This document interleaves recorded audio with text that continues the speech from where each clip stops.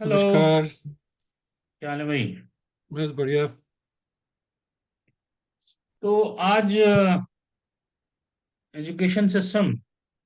हाँ, ये एनईपी जो है हो गया थोड़ा टाइम तो वैसे, बट कोविड की वजह से इम्प्लीमेंट वगैरह नहीं हो पाई। बट जो एनईपी 2024 की पॉलिसी है बेसिकली, आई हम्म। थिंक एक बहुत ही इम्पोर्टेंट स्टेप है इंडिया की हिस्ट्री में। इसलिए आई थिंक डिस्कशन करना जरूरी है। एक मतलब बहुत अच्छा, हम बात ही करते रहे ना इतनी टाइम से कि भाई एजुकेशन बहुत जरूरी है किसी भी कंट्री में। हम्म। एजुकेशन होना बहुत जरूरी है। तो उसके लिए बेसिकली ये I think right step, direction में राइट स्टेप है। थोड़ा चेंजेस उन्होंने किए हैं काफ़ी, जो हम बात करेंगे। बट एजुकेशन पे अभी भी मतलब वही है कि इनकी वो पॉलिसी इन्होंने बना तो दी है, बट वो जो होता है ना, एक होती है कथनी और करनी में बहुत फर्क होता है। तो करनी में जो है प्रॉब्लम है, क्योंकि तुम अगर देखो जो इनिशियल एजुकेशन पॉलिसी आई थी, आई थिंक कोठारी कमीशन जो हुआ था, बैठा था 1964-66 में, जिसका जो बेसिकली अभी तक चली आ रही थी, उसमें क्या था कि उन्होंने बोला था कि 6% स्पेंड करना चाहिए गवर्नमेंट को एजुकेशन में। सिक्स अभी भी परसेंट तुम ऑफ देखो जीडीपी आज की डेट में वो 10% होना चाहिए था एटलीस्ट। और वो जो हम्म। अभी तुम देखो वो अभी भी जो है 3.7 टू 4.7, 4.5 इस टाइप का, अभी भी मतलब 5% नहीं है अभी भी। तो तुम देखो तो मतलब कितना बहुत प्रॉब्लम, कितना प्रॉब्लम है इतना मतलब बड़ी कंट्री में, जहाँ पे 1.4 बिलियन लोग हैं, वहां पे तुम 4% स्पेंड कर रहे हो। अब वो 4% भी उसके बाद है जब तुम देखो कि जब तुम्हारे जैसे तुम्हारा 1 रुपए है, 20 रुपए तो 20 पैसे तो तुम्हारे कर्ज के वापस करने में जा रहे हैं, इंटरेस्ट। क्योंकि तुमने इतना कर्जा ले रखा है, उसके 20% तो वैसे ही 20 पैसे तो वैसे ही कर्जे में जा रहे हैं। तो जो बची 75-80% जो बचा है, उसमें तुम 4-5% कर रहे हो एजुकेशन में, कितनी शर्म की बात है। डिफेंस में तो तुम एक मतलब 10% करते हो। अरे तुम एजुकेशन में करो, तुम्हें डिफेंस की जरूरत नहीं पड़ेगी इतनी। एक चीज क्लैरिफाई करने की जरूरत है। जो परसेंटेज फिगर आप बोल रहे हो, वो परसेंटेज ऑफ व्हाट? किसका? एजुकेशन वो जैसे जो आप जीडीपी का है। जीडीपी का, तो करंटली जो कोटारी कमीशन में तो उन्होंने बोला था कि 10, मतलब 6% करना चाहिए। हम्म। तो करंटली स्पेंड जो है मेरे ख्याल से 3 से 4% के बीच में है, हाँ, अभी थ्री ज्यादा पॉइंट नहीं। सेवन टू 4.5 ऐसे वेरी करता है। अभी समय आई थिंक 4% कुछ ऐसा है। हाँ, तो वो भी इन्होंने इसमें न्यू एजुकेशन पॉलिसी में एड्रेस करने की कोशिश की है। और काफी बिग लीप है। And I I totally think agree कि बिगेस्ट चेंज जो है ना, जो अभी तक हम करते आ रहे हैं, वो 10+2 वाला जो चेंज है। 2 3 5+3+3+4 आई थिंक ऐसे कुछ है। तो उसमें इनिशियल 5 साल में जैसे बोल रहे हैं ये लोग कि जैसे प्राइवेट में होता है ना, तुम प्री प्राइमरी और फिर प्री नर्सरी, नर्सरी फिर केजी, और फिर लोअर केजी, और फिर तुम फर्स्ट में आते हो। इसमें क्या किया है हाँ, इनके, 3 से 5 साल में तुम प्री प्राइमरी मतलब वो नर्सरी, पीपी वो प्ले वर्क प्ले ऐसे कुछ बोलते हैं, वो पीपी करके, PP 1, हम्म, PP 2, PP 3 ऐसे कर रहे हम्म, हैं। और उसको बेसिकली बोल रहे हैं कि मतलब तुम उसके बाद फिर जैसे 5 साल में आएगा, उसके बाद फिर फर्स्ट सेकंड, और फिर जो है तुम बेसिकली उसके बाद जब 5 साल खत्म हो जाओगे, तो थर्ड से हम्म। लेके फिफ्थ तक जो तुम्हारे 3 साल हैं, फिर एक फिफ्थ से लेके एट्थ तक तुम्हारे 3 साल हैं, एक मिनट, और उसको फिर नाइन्थ से उसको ट्वेल्थ तक तुम्हारे 4 साल हैं। उसको एक्सप्लेन करते हैं। I think it requires a little bit more हाँ, एक्सप्लेनेशन। तो बेसिकली जैसे पहले ये था इनका कि जो 14 साल तक हम करेंगे, 8 तक। अभी इन्होंने 12 तक कर दिया, 18 साल की उम्र तक। तो थोड़ा सा लिटिल बैक ऑल्सो कि एनईपी में इन्होंने क्या किया, हम लोग को ये भी अंडरस्टैंड एंड एक्सप्लेन करने की जरूरत है कि एनईपी में इन्होंने कर मतलब इंटेंशन क्या था। सडनली कोई पॉलिसी चेंज करते हैं तो कहाँ से कर रहे हैं, वो क्या इनपुट है। तो व्हाट दे डिड कि इन्होंने यूरोप साइड का लिया education system, primarily Germany and ये British area. then they went to Singapore, they take a feed from there, and they went to US and they take a feed from there. तो उसके education system को इन्होंने thorough study किया, and वहाँ से जो positive point जो practical जो इंडिया के लिए एप्लीकेबल थे वो फेच करते हुए इन्होंने इस एजुकेशन पॉलिसी में इन्होंने डॉक्यूमेंट किया। तो और जो सबसे बिगेस्ट इश्यूज होते थे वो इन्होंने उनको एड्रेस किया। तो सबसे पहले जो जो रमेश बात कर रहा था कि जो हमारा एग्जिस्टिंग एकेडमिक स्ट्रक्चर है, जो लीगेसी एकेडमिक स्ट्रक्चर है, वो 10+2 वाला होता है। तो मतलब 2 साल 10+2 वाला है, उसको इन्होंने वहाँ पे एक मेजर ट्रांसफॉर्मेशन किया जो कि वेस्टर्न कंट्री में होता है, प्राइमरली यूएस में बहुत होता है। तो उन्होंने क्या किया कि इसको 10+2 स्ट्रक्चर को 4 स्टेजेस में इन्होंने ब्रेक किया। एक फाउंडेशनल स्टेज होती है, और एक प्रिपरेटरी स्टेज बोला, और एक मिडिल स्टेज बोला, और एक जो है सेकेंडरी स्टेज बोला।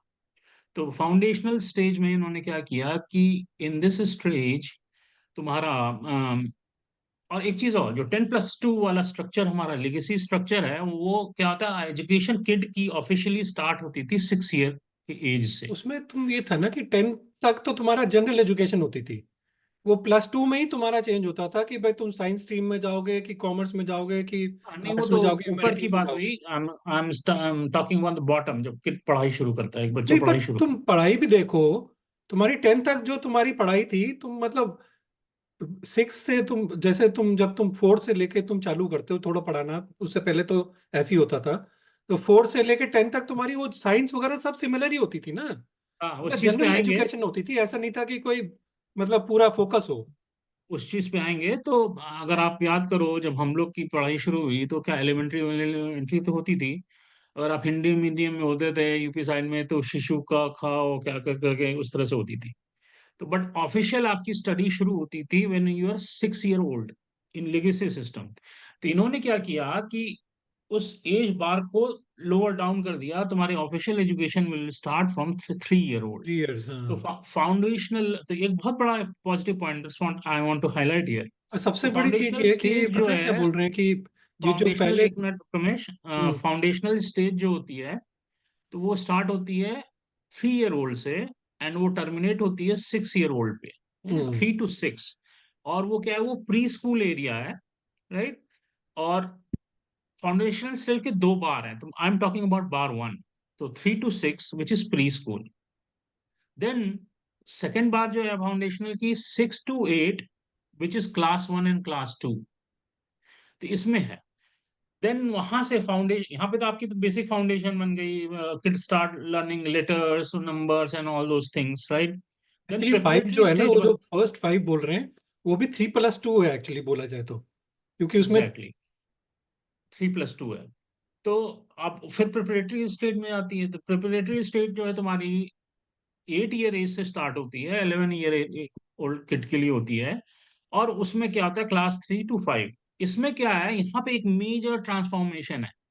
तो बेसिकली ये बहुत इनबिल्ड किया है यूएस से। तो हाँ, उन्होंने क्या यूएस वाला किया जैसा कि सिस्टम है ना। हाँ, जैसे जो यहाँ पे प्ले एक्टिविटीज है, प्ले डिस्कवरी एक्टिविटीज है, है, शुरू में तुम एक्टिविटी बेस्ड होने एजुकेशन दो है। बच्चों को, खाने दो जब मर्जी चाहे। हाँ, एक्टिविटी बेस्ड एजुकेशन है, इंटरैक्टिव क्लासरूम ट्रेनिंग सेशंस हैं, राइट।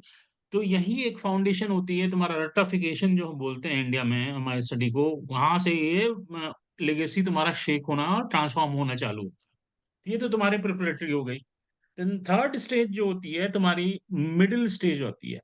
तो मिडिल स्टेज में एक इन्होंने क्या किया कि एज ब्रैकेट रखी 11 ईयर to 14 ईयर। तो इनमें क्या हुआ है, एंड उसको क्लास में अगर तुम ट्रांसफर करो ग्रेड में, तो 6th grade to 8th grade. अब यहाँ पे इन्होंने और चेंज डाल इम्प्लीमेंट किया कि तुम्हारा एक्सपेरिमेंटल लर्निंग होगी साइंस में, मैथ्स में, आर्ट्स होगी। अब आर्ट्स भी यहाँ पे आ गया, सोशल साइंस भी आ गया, ह्यूमैनिटीज भी आ गया, राइट। ये again another big transformation layer है। देन सेकेंडरी स्टेज हुई जो है तुम्हारे फोर्थ स्टेज। ये क्या है, तुम्हारे एज 14 to 18। और ये जो है तुम्हारा क्लास 9 से लेके 12। अब यहाँ पे एक और बिग ट्रांसफॉर्मेशन है कि ये मल्टी डिसिप्लिनरी स्टडी सिस्टम डाल रहे हैं, राइट। तुम्हारे फोकस है क्रिटिकल थिंकिंग पे, फ्लेक्सिबिलिटी स्टूडेंट्स को दे रहे हैं, and student can choose any subject. तो याद करो कि जब हम 10th क्लियर किए थे, राइट, मैं तो साइंस का था, आप भी साइंस के रहे, तो 10th हमने किया, तो मेरे पास क्या स्ट्रीम थी 10th में, कि मैं या तो साइंस एक ले सकता था, या तो कॉमर्स ले सकता था, या मैं ह्यूमैनिटीज में जा सकता था। हमारे टाइम पे तो ह्यूमैनिटीज थी नहीं। हाँ, उनने एम कुछ कुछ होते थे, वो आर्ट बोलते थे जिसको, आर्ट वाला पार्ट नहीं होता मतलब उतना हमारे हमारे स्कूल में तो सिर्फ कॉमर्स और साइंस थी। है। नहीं, मेरे स्कूल में वो तीनों पार्ट था कि जो आर्ट वाले पे जाते हैं। तो तीन तीन ऑप्शन हुआ करते थे, तो उसमें क्या है कि जैसे जो साइंस का बंदा, साइंस में भी ऑप्शन क्या था, तो तुम या तो बायो ट्रैक जाओ या मैथ्स ट्रैक जाओ, है। सीबीएसई एंड आईएसएससी बोर्ड में थोड़ा सा उनमें फ्लेक्सिबिलिटी होती थी कि बायो और मैथ कंबाइन कर सकते हो। वो मतलब कर मैं सकते थे बट वो करना बेकार ही हाँ, है मतलब वो तो। तो मैं यूपी बोर्ड से था, तो मेरे को ये सब फ्लेक्सिबिलिटी हुआ ही नहीं करती थी। अब क्या है कि यहाँ पे बेसिकली यूएस में भी और तुम्हारा सिंगापुर वगैरह में भी है कि if you have science kid, I mean let's say you are doing maths and you have interest in in political science, तुम पॉलिटिकल साइंस भी ले लो। If you have interest in commerce, तुम कॉमर्स भी ले लो। जैसे तो यहाँ पे दे होता है ना कि तुम ट्वेल्थ में तुम चाहे साइंस के स्टूडेंट हो चाहे आर्ट्स के हो, हिस्ट्री वाला भी जो है मतलब आर्ट्स वाला भी जो है एमबीबीएस कर सकता है 12 उसके बाद। तो ऐसा हाँ, कुछ नहीं है कि तुम ग्रेजुएशन के बाद तुमने जैसे ग्रेजुएशन अपनी हिस्ट्री में करी और उसके बाद तुमने एमबीबीएस करना है, तो ऐसा कोई तुम्हें रोक नहीं है कि अरे तुम्हारे पास तो बायोलॉजी नहीं थी, अगर तुमने नहीं, करना है तो कर सकते हो। तो एग्जाम वो पास तो करना है तुम्हें। +2 के बाद के बात आप बात कर रहे हो। तो 10+2 के स्ट्रक्चर में इतनी ज्यादा इन्होंने फ्लेक्सिबिलिटी डाली है, जिस एनईपी में है, तो वो बहुत अच्छा है। प्लस इसमें इन्होंने 6th ग्रेड ऑनवर्ड जो है वोकेशनल ट्रेनिंग के लिए भी डाल रखा। तो वोकेशनल ट्रेनिंग जो है, इंपॉर्टेंस ऑफ वोकेशनल ट्रेनिंग पे इतना फोकस दे रहे हैं ये अभी, स्टिल बुकिश बातें हैं, they need to implement, right. तो वो कह रहे हैं कि 6th ग्रेड के स्टार्टिंग से इंटर्नशिप होगी on vocational training. So vocational training क्या होती है, लेट्स अंडरस्टैंड कि कारपेंटरी है, वेल्डिंग है, तुम्हारा जो ईआर वगैरह इमरजेंसी रूम के कुछ टास्क होते हैं, राइट, ऐसे मल्टीपल जो होते हैं। और ये एक इंडिया के लिए मैं कहूंगा this will be a game changer. Hmm. आज की डेट में क्या है, आप एक मिडिल क्लास फैमिली के हो, देखो majority of population middle class होती है, राइट। तो मेजर एजुकेशन के हम उसकी बात कर रहे हैं, तो मिडिल क्लास है, हर आदमी कहता है कि भाई, प्राउड फील करता है कि मेरा बच्चा डॉक्टर बनेगा, मेरा बच्चा इंजीनियर बनेगा, या मेरा बच्चा चार्टर्ड अकाउंटेंट बनेगा, ऐसे रिस्पेक्टेबल प्रोफेशन की बात करते हैं, राइट। कोई ये नहीं कहता कि अब जैसे मैं मेरे मेरे पेरेंट्स के मान लो अगर 2 या 3 बच्चे हैं, और मैं I am not good in study मान लो, तो मेरे parents will be very hesitant कि कहेंगे मेरा बच्चा कारपेंटर बन जाए। भाई मेरी स्किल सेट नहीं है डॉक्टर बनने लायक, तो कहीं तो लैंड करूंगा मैं, राइट। तो क्या होता है कि उसमें बच्चे बर्बाद हो जाते हैं। तो हाँ। वोकेशनल ट्रेनिंग पे इतना फोकस डाल रहे हैं, तो 6th ग्रेड से डाल रहे हैं। और उसमें क्या कर रहे हैं, इतना प्रैक्टिकल कॉन्सेप्ट है, मुझे जो सबसे अच्छा लगा इस एनईपी में, कि 10 डेज जो होंगे वो तुम्हारे बैगलेस डेज होंगे। बैगलेस मतलब आप समझो कि बच्चा स्कूल टेक्स्ट बुक लेके नहीं जा रहा, वो जाएगा, 10 डेज डिमार्क होंगे वो, उसमें सिर्फ वोकेशनल ट्रेनिंग होगी। मान लो मेरे को कारपेंट्री करनी है, वेल्डिंग करना है, तो उसकी मेरे को इंटर्नशिप हैंड्स ऑन ट्रेनिंग दिखाएंगे, डिपेंडिंग ऑन ये 6th ग्रेड से स्टार्ट होती है। It has to be 7 year, ऐसा इट विल 9 मूव से ऑन। 12 तक बेसिकली उनका पूरा फोकस जो है ना वो उस पे है। कहते हैं डिग्री बेस्ड एजुकेशन की जगह पे वो ये एम्प्लॉयबिलिटी पे ध्यान दे रहे हैं। यस, तो 6th ग्रेड से ही कर रहे हैं, वो बहुत बढ़िया बात है। और अगर आप थोड़ा सा निश एरिया में रह रहे हो, और आपका फिट बहुत शार्प है, 6th ग्रेड से ये तुम्हारा कंप्यूटर साइंस का जमाना है, तो कोडिंग कोडिंग कोर्सेज भी इंट्रोड्यूस कर रहे हैं, राइट। सो ये चीज है, तो ये तो 10+2 तक का ये मेजर चेंज, गेम चेंजर है। आई थिंक वो सब तो ठीक है जो बात की बात है, पर सबसे बढ़िया हम्म, चीज मुझे क्या लग रही है कि जो फर्स्ट जो 5 इयर्स बोल रहे हैं ना ये लोग, कि हम 5 साल जो पहले तीन, जैसे 3 to 5, PP1, PP2, PP3 और फिर फर्स्ट और सेकंड, उसमें जी। तुम बेसिकली बच्चे को अपने हिसाब से बच्चा रहने दोगे। तुम उसको थोपोगे नहीं, कुछ पढ़ाई नहीं कराओगे तुम जैसे उसको, बच्चे को कलरिंग करनी है तो कलरिंग करो, बच्चे को सोना है बीच में तो सो जाए, खाना है तो खा जाए। ऐसा नहीं कि मतलब बेसिकली कि भाई ये बच्चा टीचर पढ़ा रहा है तो तुम खा नहीं सकते, सिर्फ लंच टाइम पे खा सकते हो। बच्चे को बच्चा रहने दो। तो बेसिकली क्या है कि तुम बच्चे को अगर जैसे टीचर अगर कुछ बता रही है कलरिंग वगैरह, बच्चे को अगर सोना है तो वहां पे बेड्स वगैरह होंगे, बेड में तुम सो सकते हो। और अगर तुम्हें खाना है, खाने के अरे ऐसा हुआ कि बेसिकली ऐसा नहीं कि तुम्हें डेस्क वगैरह दे दिया, तो ऐसे मतलब एक जैसे गोल, जैसे यहाँ पे होता है ना एक गोल, वो होता है टेबल, और उसके चारों इर्द गिर्द, मतलब इर्द गिर्द उसके जो है सारे बच्चे बैठते हैं, बीच में जैसे टीचर आएगा, कलरिंग का समझा दिया, कुछ कर दिया। तो ये जो फोकस है ना, बच्चे को बच्चा रहने देना। अभी क्या है कि तुम अभी जाओ यार, एक प्राइवेट स्कूल में तुम केजी के लिए एडमिशन कर करके दिखा दो। अरे उसके लिए आईआईटी की तरह टेस्ट होता है, मतलब उससे भी आई थिंक बच्चे के लिए तो वो उससे भी मुश्किल होता होगा। मतलब नहीं, वो कितना, वो मतलब इतना सिंप्लीफाई तुमने कर रहे हैं। बर्बाद कर दिया ना सिस्टम। शुरू से केजी से ही तुम लेके मतलब बच्चे को इतना कम्पिटेटिव बना रहे हो, बच्चे की क्रिएटिविटी खत्म कर दी तुमने।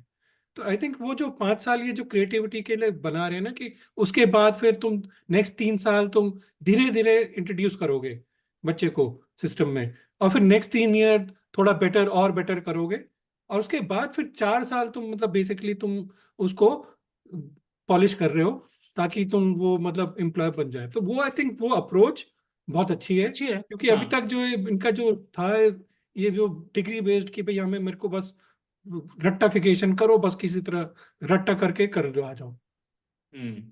नहीं नहीं, ये बहुत अच्छा एक्टिविटी बेस्ड कर रहे हैं जो आप बात कर रहे हैं, एक्टिविटी बेस्ड। एक और चीज बड़ी रिमार्केबल इन्होंने एड्रेस करने की कोशिश की है, विद जो मुझे लगा कि I mean it's very hard and difficult for any government to accept it and try to address it. तो वो तुम्हारा बोर्ड एग्जाम्स जो होते हैं, राइट। तो इम्पोर्टेंस ऑफ बोर्ड एग्जाम, वो अगेन ये यूएस वाले टर्म पे लिया है इन्होंने, थोड़ा सा मॉडिफाई करके। तो इम्पोर्टेंस ऑफ बोर्ड एग्जाम को थोड़ा सा, मतलब थोड़ा क्या, काफी कम करनी कम कर चाहिए, रहे हो, बोर्ड क्योंकि एग्जाम का ये कोई बच्चों मतलब का नहीं है। स्ट्रेस हो जाता है। बहुत ज्यादा वन डे, स्ट्रेस है बच्चों के लिए। या अब एक कोई बच्चा है पूरे साल भर बहुत अच्छा स्टडी करता है, सब करता है, बट उसका बोर्ड एग्जाम वाला डे, मान लो मैथ्स का पेपर है, that day was not good for रट्टाफिकेशन है ना, कि तुमने बच्चे को भाई नॉलेज बेस्ड नहीं है कि अच्छे बच्चे को कितनी नॉलेज है। ये है कि अच्छा उसने कितना, ये ABCD ये जो ऑप्शन है इसके हिसाब से क्या है। हमारे टाइम पे तो थ्योरी होती थी, और भी मुश्किल था साला, सारा हिम। मतलब जो हमें हाँ, तो रट्टा अब करके देखो करना पड़ता इसमें था। इन्होंने क्या किया है कि, वेरी गुड पॉइंट। तो इन्होंने क्या किया कि बोर्ड एग्जाम को स्प्लिट कर दिया कि साल में 2 बार हो। ठीक है। जैसे यहाँ पे होता है, यहाँ पे एपी, एपी एग्जाम से नॉर्मल एग्जाम जो होते हैं अब, और हर पेपर का एग्जाम जो है, मतलब जैसे मैथ्स है और साइंस है और पॉलिटिकल साइंस है मान लो, या कॉमर्स जो भी है, तो वो 2 टाइप के एग्जाम होंगे, एक सब्जेक्टिव होगा, एक ऑब्जेक्टिव होगा। तो वो भी एक, वो जहाँ पे क्या है, तुम्हारा रट्टाफिकेशन यहाँ से निगेट होना चालू हो रहा है, राइट। तो बच्चे को है वो अपॉर्चुनिटी है कि लर्निंग बेस होगा वो, राइट। और एक जो आई वो थिंक दूसरी चीज मुझे बहुत अच्छी जो लग रही है इसकी, जो इनकी जो 3 लैंग्वेज फॉर्मूला है ना, आई थिंक वो बहुत अच्छा है। क्योंकि अभी तक उसमें क्या एक है कि चैलेंज तुम भी है, उसमें एक नॉर्थ और चैलेंज भी है। साउथ में अगर तुम बात करो ना, हाँ, तो I will come to that point. वो I think they need to be more flexible there. तो और एक और चीज इन्होंने करी है 10+2 वाले में, कि जो तुम्हारा प्रोग्रेस रिपोर्ट होती थी ना, रिजल्ट्स जिसको कह लो, प्रोग्रेस रिपोर्ट कह लो, अब उसको बड़ा प्रोफेशनल करने की कोशिश कर रहे हैं। उसमें क्या हो रहा है कि एक तो तुम्हारा प्रोग्रेस रिपोर्ट है, मार्किंग सिस्टम है, which will come from your unit test, exam, module test, monthly test, quarterly test, जो भी कह लो, राइट। वो एक्यूमुलेट होता जाएगा, उससे तुम्हारा नंबर बन रहा है। दूसरा, तुमको सेल्फ एसेस करना है हर सब्जेक्ट के लिए, कि where you think that you are standing, एक सेल्फ असेसमेंट का होगा। तीसरी चीज, कि तुम्हारे वो पीयर्स स्टूडेंट से भी असेसमेंट लेंगे क्लास के, राइट। तो ये पूरा एक प्रोफेशनल है, ये बहुत बढ़िया है। ये इसके लिए टीचर्स को भी बहुत ट्रेन करने की जरूरत पड़ेगी, हाँ, जो एजुकेशन टीचर्स सिस्टम। का भी है ना, आई थिंक ये जो 2 टाइप के टीचर्स अभी बहुत बढ़ जाएंगे कि एक तो वो जो होते हैं ना, एक तो एनटीटी वाले जो बेसिक प्री प्राइमरी वाले जो होते हैं बच्चों को पढ़ाते हैं, आई थिंक उनकी बहुत जरूरत पड़ेगी। और दूसरा जो काउंसलर्स है ना 9 to 12, आई थिंक ये जो हर स्कूल में काउंसलर्स वगैरह का नियुक्ति करेंगे, जो हाँ, बच्चों को फिर समझा सके कि एम्प्लॉयमेंट किस अपॉर्चुनिटी टीचिंग स्ट्रीम में में बहुत जाना है, आएगी। क्या जाना है। हाँ, तो वो बहुत आएगी। तो ये प्रोग्रेस कार्ड पे भी, इसमें तो ये जो कॉन्सेप्ट ये दे रहे हैं ना, तुम्हारा self assessment and peer peer assessment, ये तो निश कॉन्सेप्ट की बात कर रहे हैं। I am not seeing here, I mean I know, I haven't seen this in Europe. मेरे कुछ जानने वाले वहाँ पे हैं, यूएस में तो पीयर वाला है नहीं, राइट। तो एंड सेल्फ असेसमेंट वाला भी स्पोरेडिक है, इतना स्टैंडर्डाइज नहीं है यूएस में। तो mean till till higher secondary मैं यहाँ पे बात कर रहा हूँ। तो इससे ये बड़ा निश बात कर रहे हैं, ये बहुत अच्छा है। प्लस अब इन्होंने ये ऑफिशियली डॉक्यूमेंट किया है कि एजुकेशन पे स्पेंड जो होगा वो 6% ऑफ जीडीपी होगा। दे डॉक्यूमेंटेड इट। तो वो एक अच्छी चीज लगी। ये अभी तक की जितनी चेंजेस में हम लोग डिस्कस कर रहे हैं, ये 10+2 तक का है, मतलब एजुकेशन स्टार्ट टू यो 10+2। फिर मेजर चेंज और कर रहे हैं, वो पूरा उठा के यूएस का थोड़ा सा कस्टमाइज करके इन्होंने लिया। After what will happen beyond 10+2। तो बियॉन्ड 10+2 में इन्होंने एक बड़ी प्यारी सी चीज बोली है कि लेट्स से मेरा इंजीनियरिंग में एडमिशन हो गया। तो engineering is 4 year degree programme, right. तो अब एक साल किसी तरह मैं पढ़ा, मालूम एडमिशन हुआ के बाद मेरी हालत खराब हो गई। I am not skilled, right, होता है। तो एक साल किसी तरीके से पढ़ा मैं, तो मेरा वो साल वेस्ट नहीं जाएगा। वो उसकी credit I will earn and I will get a certificate degree. Maybe 2 साल के बाद मैं क्विट करता हूँ, then I will get a diploma, उसकी क्रेडिट अर्न होगी। 3 साल के बाद करता हूँ, then I will get a bachelors degree. और 4th ईयर भी कंप्लीट कर लेता हूँ, पूरा बीटेक या बी जो भी है कंप्लीट कर लेता हूँ, तो मैं I will get bachelors research programme degree, right.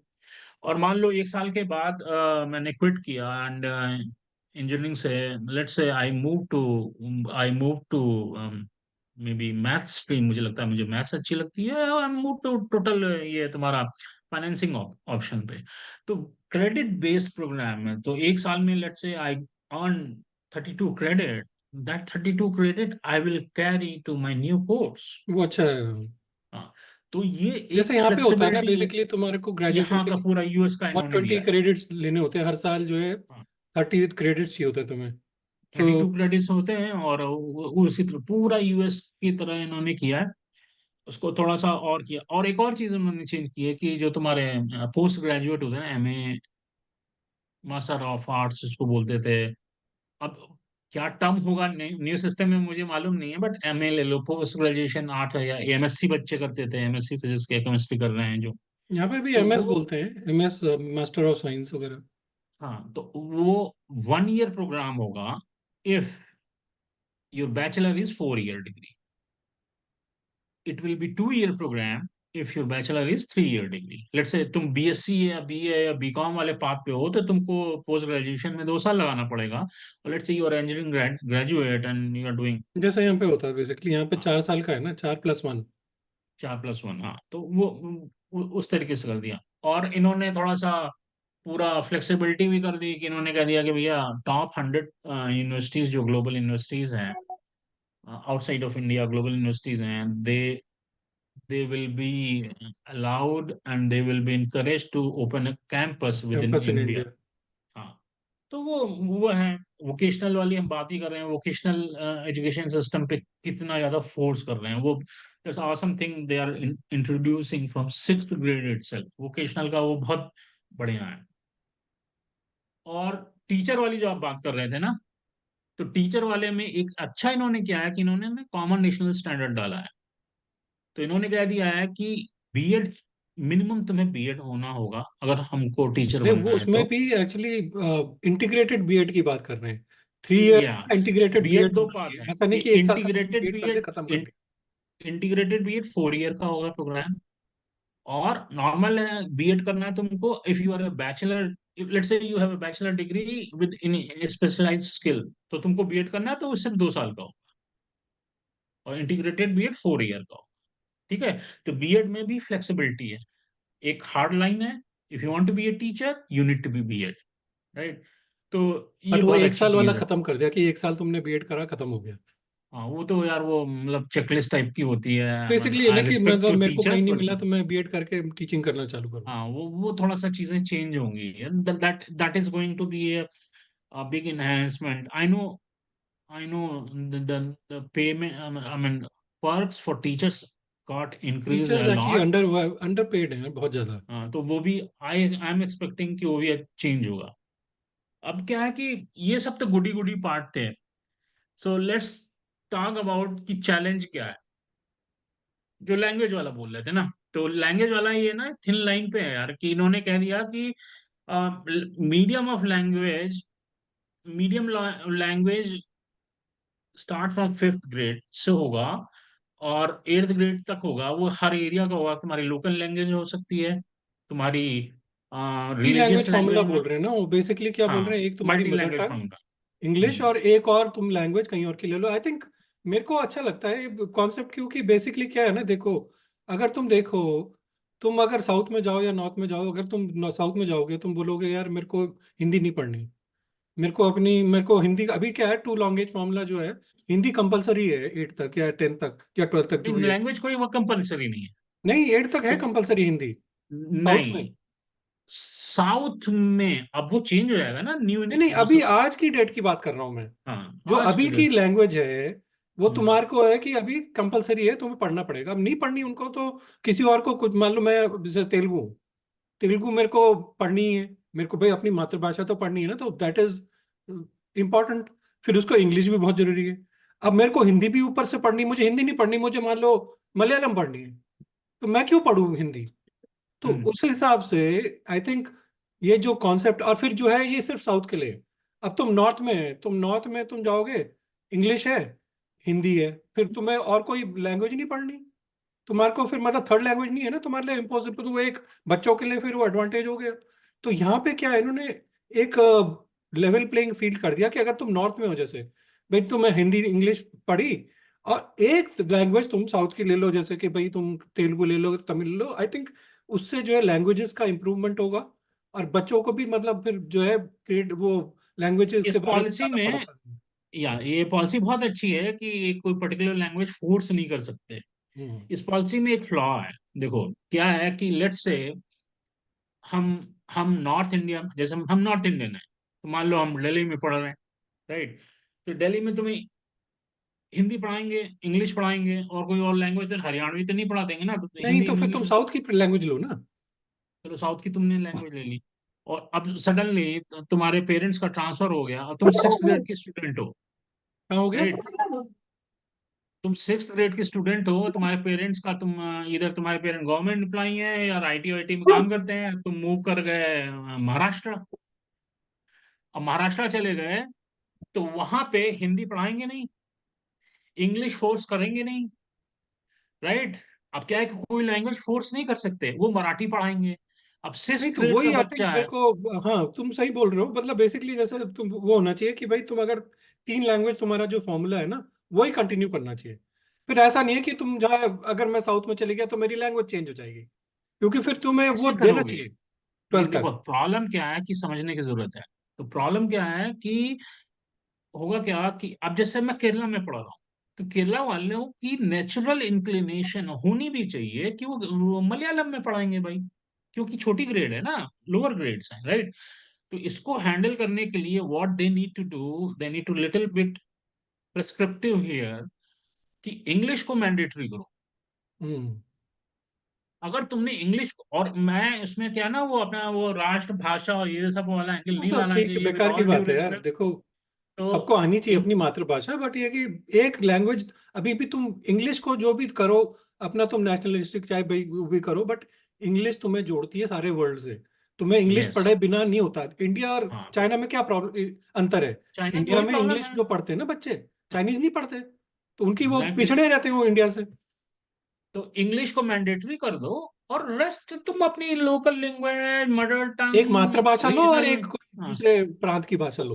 उसमें ग्राउंड ऑफ फ्लेक्सिबिलिटी बनाओ, करो। I think this this correction they need to do. ये and I agree with that yeah. एक फीडबैक पूरा जनता से जाना चाहिए गवर्नमेंट को, और गवर्नमेंट को उस पर एक्नॉलेज करना चाहिए, राइट। और एक और चीज क्या है कि वो पॉलिटिकल इशू में आई एम थिंकिंग कि क्या है, इन्होंने कहा कि ये नेशनल एजुकेशन सिस्टम जो है ना वो सेंट्रलाइज्ड होगा, it will govern by central government.